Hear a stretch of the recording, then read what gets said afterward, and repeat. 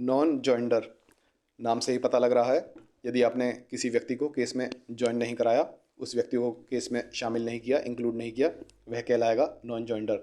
कौन से ऐसे व्यक्ति हैं जिनको केस में ज्वाइन नहीं कराने से, शामिल नहीं करने से नॉन जॉइंडर कहलाता है? एक होती है नेसेसरी पार्टी, एक होती है प्रॉपर पार्टी। यदि आपने नेसेसरी पार्टी को केस में ज्वाइन नहीं कराया, शामिल नहीं किया, तो वह कहलाएगा नॉन जॉइंडर। और यदि आपने प्रॉपर पार्टी को केस में ज्वाइन नहीं कराया, केस में शामिल नहीं किया, तो वह भी नॉन जॉइंडर कहलाता है। दोनों ही कंडीशन में यदि आपने नेसेसरी पार्टी या फिर प्रॉपर पार्टी को केस में ज्वाइन नहीं कराया, तो वह नॉन जॉइंडर कहलाता है। इसको नॉन जॉइंडर कहते हैं। नेसेसरी पार्टी और प्रॉपर पार्टी क्या होती हैं? पहले देखते हैं नेसेसरी पार्टी, फिर प्रॉपर पार्टी। नेसेसरी पार्टी नाम से ही पता लग रहा है, ऐसी पार्टी जो कि नेसेसरी हैं, असेंशियल हैं, बहुत ज़रूरी हैं किसी भी केस को सॉल्व कराने के लिए। और प्रॉपर पार्टी कौन सी होती है? Not absolutely necessary, can help to resolve. ये एकदम ज़रूरी नहीं है इनको शामिल करना, लेकिन ये इनको शामिल किया जाए तो केस को सॉल्व करने में हेल्प मिल सकती है। और ये पार्टी जो होती है प्रॉपर, ये सब्जेक्ट मैटर से रिलेटेड होती हैं, जिस चीज़ पर केस चल रहा है उससे ही रिलेटेड होती हैं। एक एग्जांपल से समझते हैं। पहले नेसेसरी पार्टी का देखते हैं।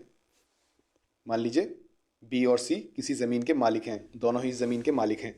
अब ए पूरी की पूरी ज़मीन पर केस कर रहा है कि सारी की सारी ज़मीन मेरी है। तो ऐसी कंडीशन में बी और सी दोनों ही नेसेसरी पार्टी हैं, दोनों के ही अधिकारों पर इफ़ेक्ट पड़ रहा है।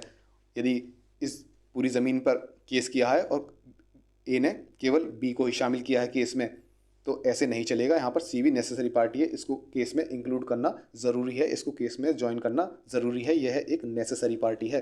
यदि इसको शामिल नहीं किया तो केस रिजॉल्व नहीं होगा। अब प्रॉपर पार्टी देख लेते हैं। सेम कंडीशन में जब बी और सी दोनों ही ज़मीन के मालिक हैं, मान लीजिए बी और सी दोनों ही ज़मीन के मालिक हैं, लेकिन यहाँ पर ए पूरी की पूरी ज़मीन पर केस नहीं कर रहा, केवल बी के हिस्से पर केस कर रहा है। वह पूरी की पूरी ज़मीन पर केस नहीं कर रहा। यदि पूरी की पूरी ज़मीन पर केस करता तो यहाँ पर सी के ऊपर भी असर पड़ता, लेकिन वह केवल बी के हिस्से पर केस कर रहा है। उसने केस केवल बी के हिस्से पर किया है, तो यहाँ पर केवल बी नेसेसरी पार्टी है, सी यहाँ पर केवल प्रॉपर पार्टी है। ये केवल केस को रिजॉल्व कराने में हेल्प कर सकती है।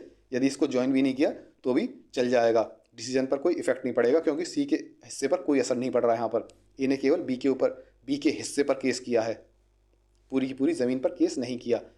तो इसको कहते हैं प्रॉपर पार्टी, जब पार्टी के ऊपर कोई इफेक्ट नहीं पड़ रहा हो, ये एकदम एब्सोल्युटली नेसेसरी ना हो ज्वाइन करने के लिए।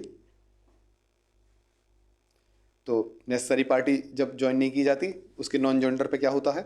यदि नेसेसरी पार्टी जो है, जैसे ऊपर वाले केस में सी भी नेसेसरी पार्टी थी और केस उसने पूरी ज़मीन पर किया, तो सी को इंक्लूड नहीं किया, उसको ज्वाइन नहीं किया केस में, इसकी नॉन जॉइंडर पर क्या होता है? तो इससे डिसीजन पर इफ़ेक्ट पड़ता है। तो कोर्ट अगर उसको ज्वाइन नहीं किया तो केस को डिसमिस भी कर सकती है।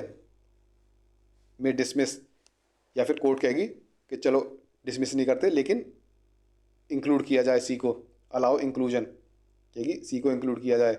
लेकिन अगर सी को इंक्लूड नहीं किया तो केस को डिसमिस कर दिया जाएगा। इसे कहेगी इसमें सी को शामिल किया जाए, ये नेसेसरी पार्टी है, इसके बिना केस सॉल्व नहीं होगा। यदि इंक्लूड नहीं होता तो केस डिसमिस भी किया जा सकता है।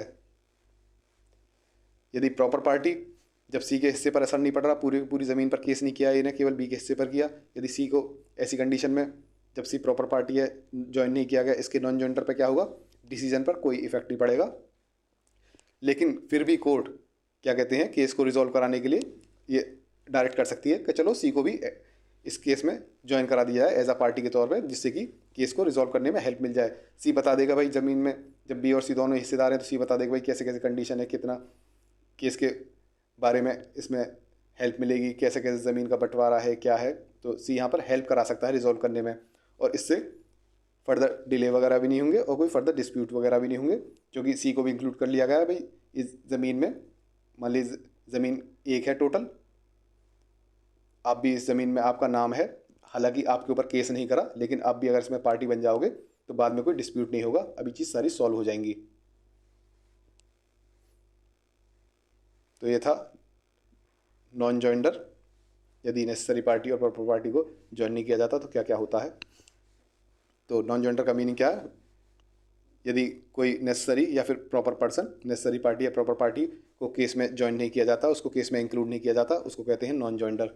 कितनी तरह की पार्टी होती है हमने देख लिया। नेसेसरी पार्टी होती है और एक प्रॉपर पार्टी होती है। नेसेसरी कौन सी होती है? जो एकदम नेसेसरी होती है, असेंशियल होती है केस को कम्प्लीटली डिसाइड करने के लिए। यदि नेसेसरी पार्टी को ज्वाइन नहीं किया गया तो केस फेल हो सकता है।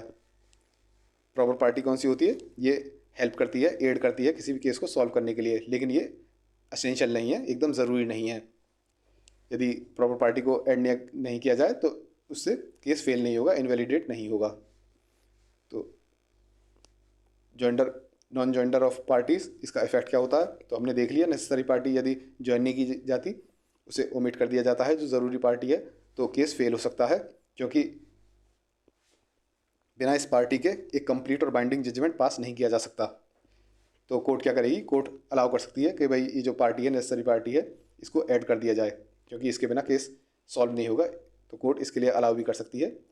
यदि उसके बाद भी उसको ऐड नहीं हुआ तो केस डिसमिस कर दिया जाएगा। इस पार्टी के बिना कुछ नहीं होगा। प्रॉपर पार्टी में क्या? प्रॉपर पार्टी को इंक्लूड नहीं किया, केस स्टिल प्रोसीड, केस चलता रहेगा, क्योंकि इस पार्टी की एब्सेंस, यदि पार्टी ज्वाइन नहीं की जाती प्रॉपर पार्टी, तो केस पर के डिसीजन पर कोई इफेक्ट नहीं पड़ने वाला। लेकिन कोर्ट फिर भी कह सकती है कि चलो इसको इंक्लूड कर दिया जाए, जिससे कि इशू जो है उसको रिजॉल्व करने में आसानी हो, हेल्प हो, इशू को हम इफेक्टिवली रिजॉल्व कर सकें। क्या केस को डिसमिस किया जा सकता है?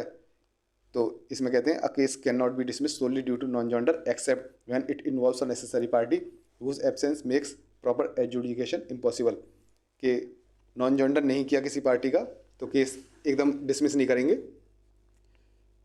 लेकिन यदि नेसेसरी पार्टी वाला केस है, हमने देख लिया, यदि नेसेसरी पार्टी को ज्वाइन नहीं किया तो क्या कहते हैं, तब क्या कहते हैं, केस डिसमिस करना पड़ जाएगा। कोर्ट अलाउ कर देती है, भाई चलो नेसेसरी पार्टी है, ज्वाइन नहीं किया, चलो आप ऐड कर दो, लेकिन फिर भी नहीं हुआ तो केस डिसमिस हो जाएगा। नाम से ही पता लग रहा है ये नेसेसरी है। Impact of on judgement, judgement पे क्या इम्पैक्ट है? बिना नेसेसरी पार्टी के the judgement may not be enforceable against all interested parties causing delays और फर्दर डिस्प्यूट्स। क्योंकि बिना नेसेसरी पार्टी के जजमेंट जो है सभी इंटरेस्टेड पार्टीज़ के ऊपर एनफोर्सिबल है ही नहीं, इससे डिले होंगे, फर्दर डिस्प्यूट्स होंगे। ये हो गया नॉन जॉइंडर